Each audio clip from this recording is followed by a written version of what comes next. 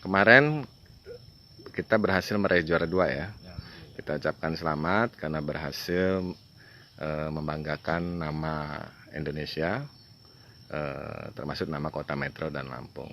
Nah, kita cerita-cerita dulu Mas, awalnya gimana sih bisa tertarik ke olahraga panahan berkuda ini?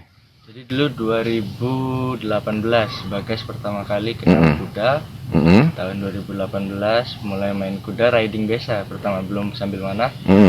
Terus di 2019 kenal dengan organisasi Perkumpulan Panahan Berkuda Indonesia atau KPBI. Di chapter Lampung. Jadi setiap daerah kan ada. Tapi bukan di Metro? Bukan, di Bandar Lampung. Di Bandar Lampung. Ya. Dengan Pak Irfan Oktavian, ketua KPBI Lampung. Kemudian ngobrol-ngobrol, akhirnya kita datang di training center KPBI Lampung di Tegineneng. Latihan di situ. Pertama latihan manah ground.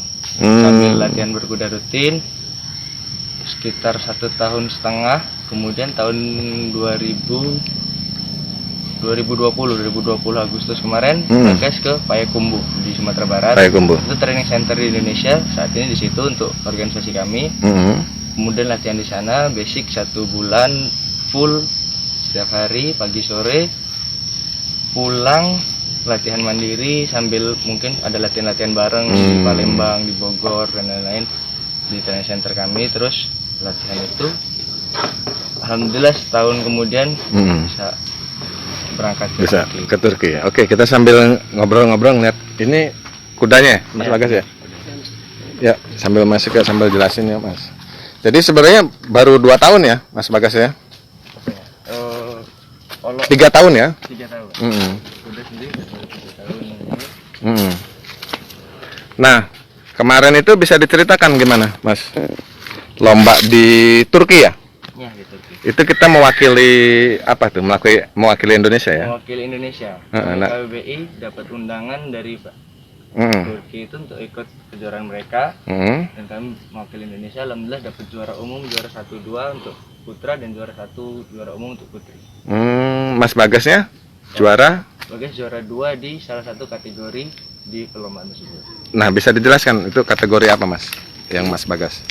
Kemarin di Turki ada 3 kategori. Kategori yang pertama chamber, jadi dia ngapain tuh Mas? Satu lingkaran, satu putaran. Ini ya kita tunjukin ya. Jarak antara target itu 10 meter.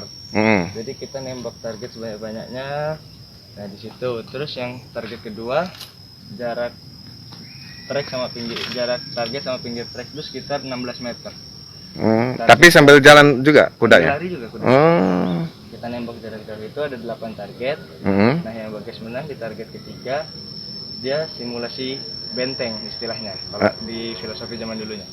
Jadi ada lempengan logam diameternya sekitar 50 cm, jaraknya 15 meter, tingginya 3 meter.